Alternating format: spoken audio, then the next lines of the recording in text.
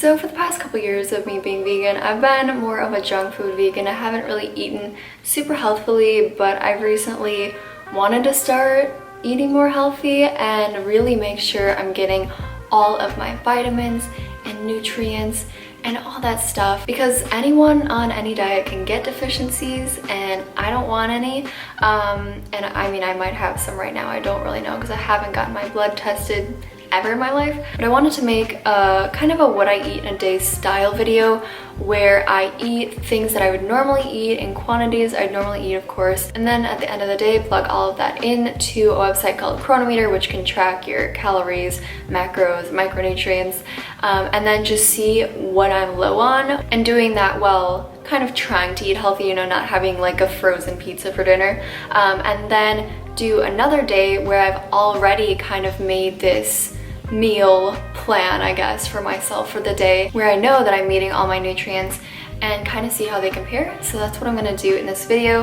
And one of the reasons I wanted to do this is because a lot of people online, whether they're vegan or not, talk about healthy eating and share healthy what I eat in a day videos where they say this is healthy, you know, the word healthy is in the title. People told me like, oh, I love Maddie Limburner, Jinty Fell, and a couple others because they eat like really healthy diets, and I plugged their diets, or like looked at one of their most recent what I eat in a day videos and plugged that into QUINOA using their like height, weight, age, whatever. And they weren't really getting everything. And that's not to be judgmental towards them, because I'm guessing that today I'm not going to be getting all of my vitamins and nutrients, and I feel like a lot of people don't. Like, it's really common to get deficiencies, you know, because unless you're tracking how much you're getting, who's gonna know?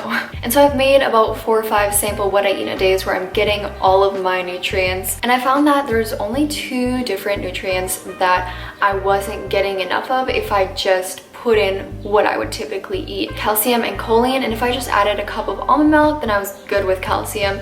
And then choline was a lot harder to get, but everything else was very easy, and I was like much over 100% of my daily value. Unfortunately, QUINOA doesn't have a good database for biotin, iodine, and chromium, so I'm not really sure about those, but I have researched them, and I'm gonna definitely research more and try to really see like what can I do to make sure I'm getting enough of those.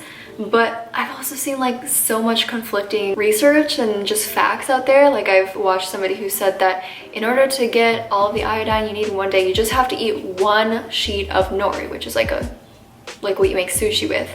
And then I've seen another source that says you'd have to eat like 20 of them to get enough. So it's like, I don't know, how am I supposed to know who to trust? But I did just get this book. I bought it used on Amazon.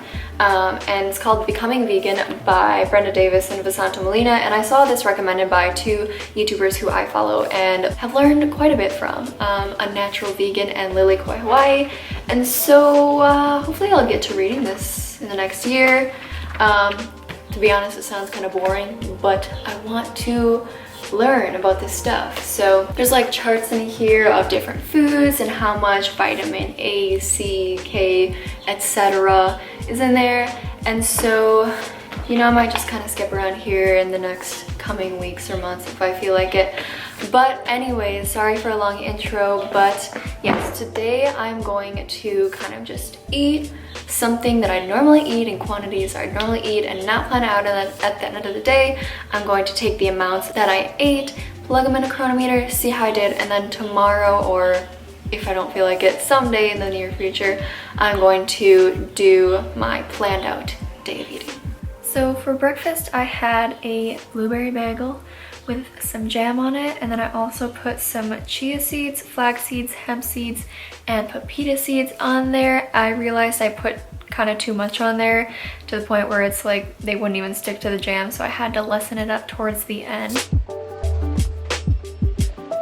Every couple days I take one of these cyanocobalamin B12 supplements, and they have a lot of B12, so you only have to take them every once in a while. And then I also have a Brazil nut every day to get some selenium. And I had a nori sheet. I honestly just like to eat nori plain, so I had that for some iodine. For lunch I put some butter lettuce in this bowl, and then half of a purple sweet potato with some corn and red onion and black beans and some pepper that I cooked up. Sprinkled some roasted sunflower seeds on top of that, and then added some more hemp seeds. Like to have a lot of seeds. And then also some tahini, which is really, really good on this kind of meal. And then a little bit of some pico de gallo-ish salsa, and it was a really good meal.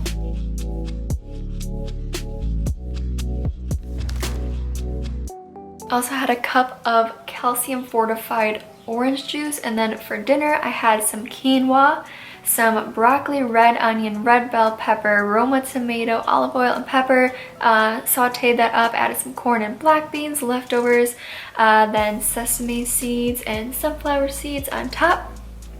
Then I put some soy sauce on there and some sweet chili sauce, and that is one of my favorite meals. For dessert, I had pretzels and hummus. So it's now the next morning, and last night I plugged all my info into Chronometer, and I was kind of disappointed, but in a way where it's like I kind of expected to be disappointed.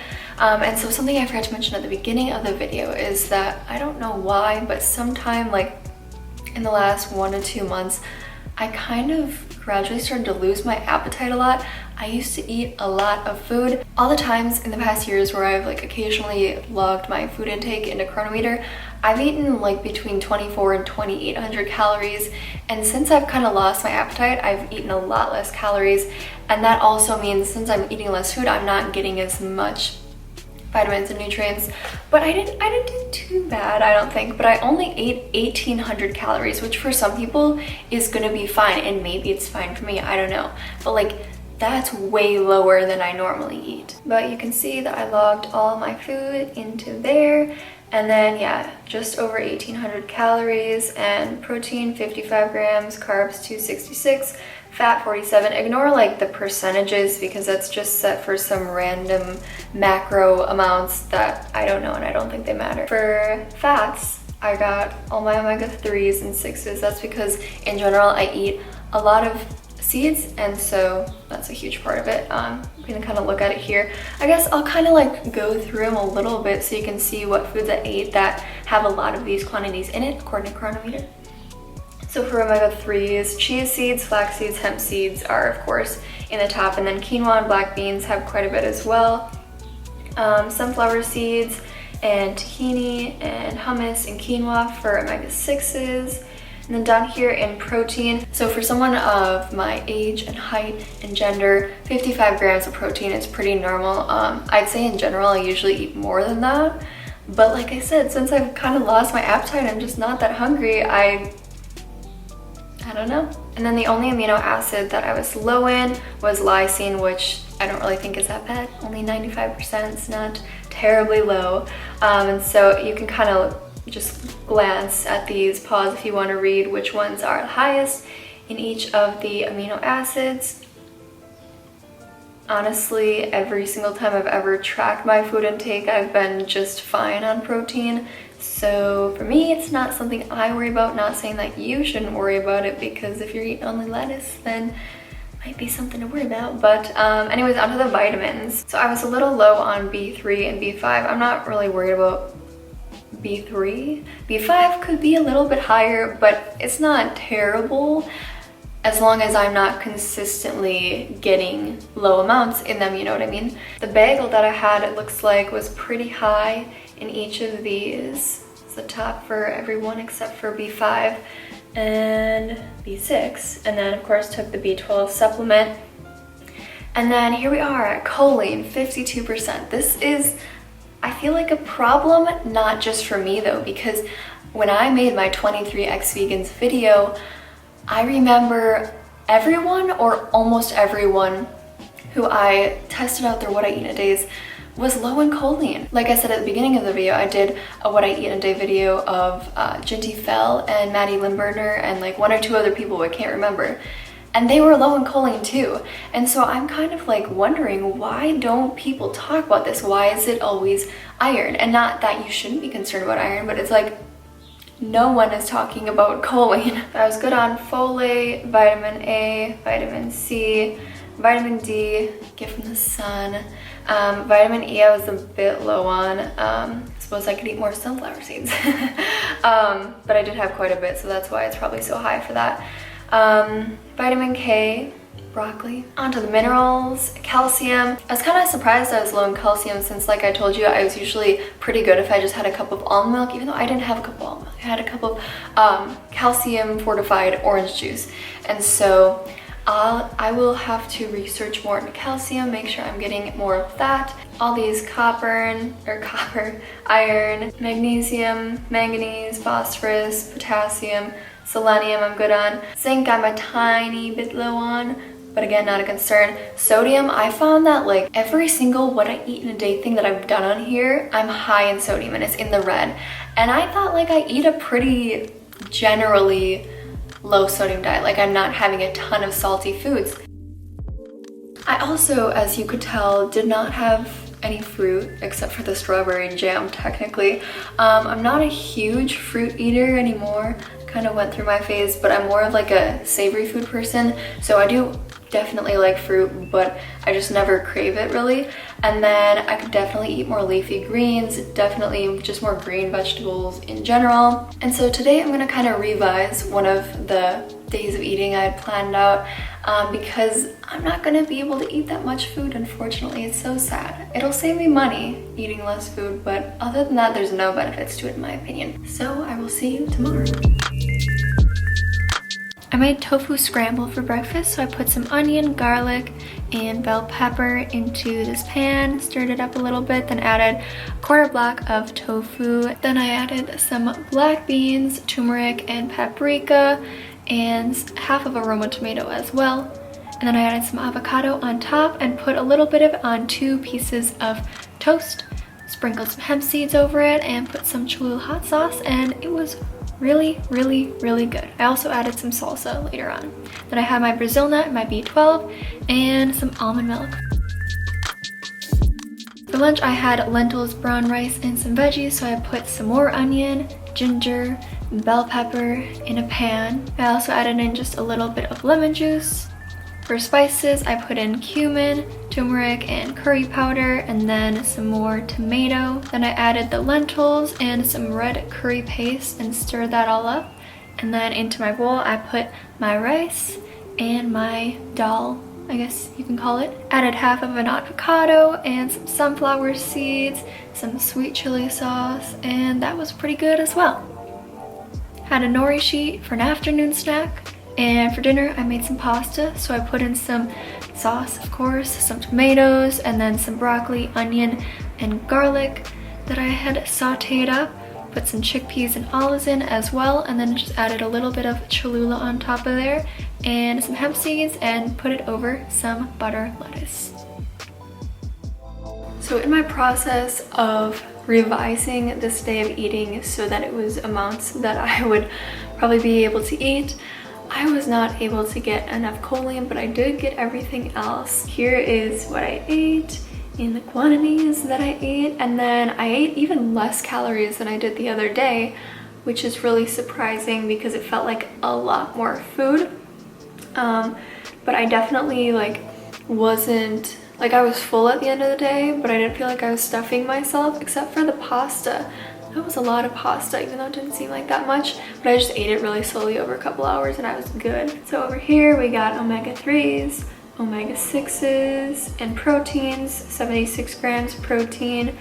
Got all of my amino acids this time, and as you can see, most of them are well over the amounts that I need. And then over to vitamins, got B1, B2, B3, B5, B6, B12, and then choline.